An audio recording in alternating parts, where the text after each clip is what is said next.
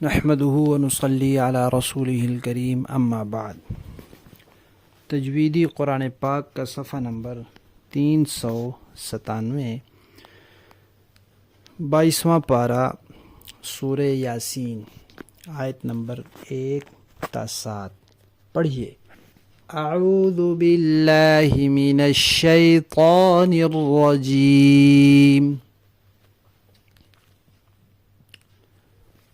اعوذ میں ذال ہے، ذال، اس کی ادائیگی کا طریقہ یہ ہے کہ اوپر اور نیچے کے دونوں دانتوں کو آپس میں ملنے نہ دیا جائے۔ اگر یہ مل جائیں گے تو زا بن جائے گی، لہذا زبان کی نوک دانتوں کے کنارے پر رکھیں۔ ذال، اعوذ، اعوذ، اعوذ باللہ من الشیطان، شیطان میں طا ہے، طا ان حروف میں سے ہے جن کو ہمیشہ موٹا کر کے پڑھا جاتا ہے، اور حروف کو موٹا کرنے کا طریقہ یہ ہوتا ہے کہ زبان کا درمیان والا سارا حصہ اوپر لگا دیا جائے، طا طا۔ لیکن بہت سے لوگ اس میں یہ غلطی کرتے ہیں کہ طا کی ادائیگی کے وقت ہونٹ گول کر دیتے ہیں، طوا پڑھتے ہیں، طوا، طوا نہیں ہے، طا ہے، طا۔ شیطان الرجیم، بسم اللہ الرحمن الرحیم۔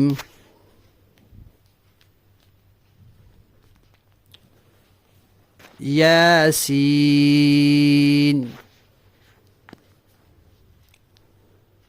والقرآن الحکیم، انک لمن المرسلین، علی صراط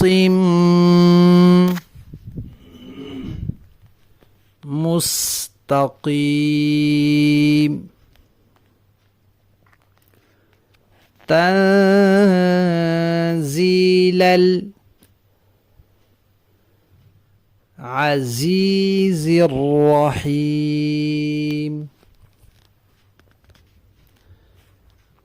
لتنذر قوما ما انذر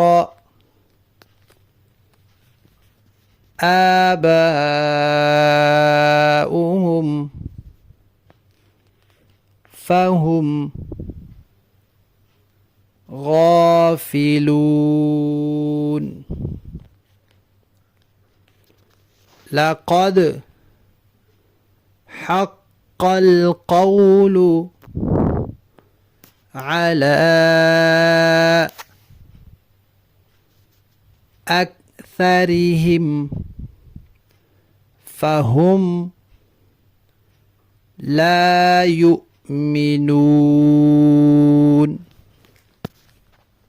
یاسین، قرآن پاک کے اندر بعض صورتوں کے شروع میں کچھ حروف آتے ہیں جو الگ الگ کر کے پڑھے جاتے ہیں، جیسے الف، لام، میم اور حا میم۔ اسی طرح یہ بھی ہے یاسین، ان کو حروف مقطعات کہتے ہیں۔ ان کا حتمی اور یقینی معنی اللہ تعالیٰ جانتے ہیں، اور یہ اللہ تعالیٰ نے بندوں کی آزمائش کے لیے، امتحان کے لیے نازل کیے ہیں کہ کیا میرے بندے ایسی باتوں پر بھی ایمان لاتے ہیں جس کا یقینی معنی ان کی سمجھ میں نہ آئے۔ تو الحمدللہ جو اہل ایمان ہیں وہ ایمان لاتے ہیں کہ یا اللہ، یہ حروف، یہ کلمات آپ نے نازل فرمائے ہیں ان سے آپ کی جو بھی مراد ہے ہمارا اس پر ایمان ہے، ہماری سمجھ میں آئے یا نہ آئے۔ اس کے بعد اللہ تعالیٰ نے قسم کھائی ہے اور قرآن پاک کی قسم کھائی ہے۔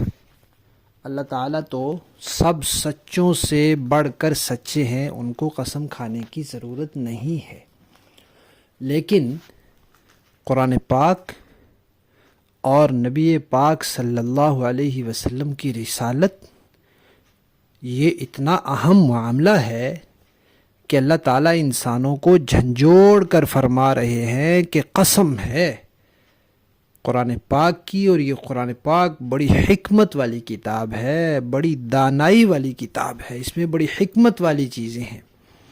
جس ذات نے یہ بھیجا ہے وہ بھی بڑی حکمت والی ذات ہے، اور اس میں باتیں بھی بڑی حکیمانہ باتیں ہیں۔ قسم کس بات کی کھائی؟ اس بات کی کہ اے پیغمبر صلی اللہ علیہ وسلم، پکی ٹھکی بات ہے کہ آپ پیغمبروں میں سے ہیں، کیونکہ کافر کہتے تھے لست مرسلا، آپ اللہ کے رسول نہیں ہیں۔ اللہ فرماتے ہیں قسم ہے کہ آپ اللہ کے رسول ہیں۔ یہ کہتے ہیں تو کہتے رہیں۔ پھر یہ فرمایا کہ جب آپ اللہ کے رسول ہیں تو یقیناً آپ بالکل سیدھے سچے راستے پر ہیں۔ جب آپ سیدھے سچے راستے پر ہیں تو آپ کی اتباع اور پیروی کرنے والا، آپ کے طریقے پر چلنے والا بھی سیدھے سچے راستے پر ہوگا۔ پھر یہ قرآن پاک کے بارے میں فرمایا کہ یہ قرآن پاک ایک ایسی ذات نے نازل کیا ہے جو عزیز ہے، غالب ہے، زبردست ہے، اور رحیم ہے، رحم فرمانے والی ہے، کہ جو اس قرآن کو نہیں مانیں گے ان پر غالب ہے، ان کے لیے زبردست ہے، ان کو پکڑے گا، اور جو اس قرآن کو مان کر اس پر عمل کر لیں گے ان کے لیے رحیم ہے، ان پر مہربانی فرمائے گا۔ یہ قرآن کیوں نازل کیا ہے؟ بتایا تاکہ آپ اس قرآن کے ذریعے ان لوگوں کو ڈرائیں جن کے بڑوں کے پاس قریب میں کوئی ڈرانے والا نہیں آیا۔ عرب میں پہلے حضرت ابراہیم کچھ وقت کے لیے آئے، حضرت اسماعیل آئے، حضرت ابراہیم سے پہلے حضرت لوط، حضرت صالح آئے، اور بعد میں حضرت شعیب آئے۔ انبیاء تو آئے، لیکن نبی کریم صلی اللہ علیہ وسلم کے قریب زمانے میں وہاں کوئی ڈرانے والا نہیں آیا۔ تو فرمایا کہ یہاں کوئی ڈرانے والا نہیں آیا، یہ لوگ غافل ہو گئے ہیں، غفلت میں پڑ گئے ہیں، تو آپ اب ان کو اس قرآن کے ذریعے ڈرائیں، ڈر سنائیں کہ ایک وقت آنے والا ہے جب سب نے اس زندگی کا حساب دینا ہے، تو اس کے لیے تیار ہو جاؤ۔ پھر اللہ تعالیٰ نے فرمایا کہ جب آپ لوگوں کو ڈر سنائیں گے تو اکثر لوگوں کی عادت یہ ہے کہ وہ بات مانتے نہیں ہیں۔ دیکھ لیں دنیا میں اب بھی زیادہ تعداد کافروں کی ہے، نہ ماننے والوں کی ہے، تھوڑے لوگ ہیں جو ماننے والے ہیں۔ 7 ارب اگر دنیا کی آبادی ہے تو 6.25 ارب نہیں ماننے والے، 1.25 ارب ماننے والے ہیں۔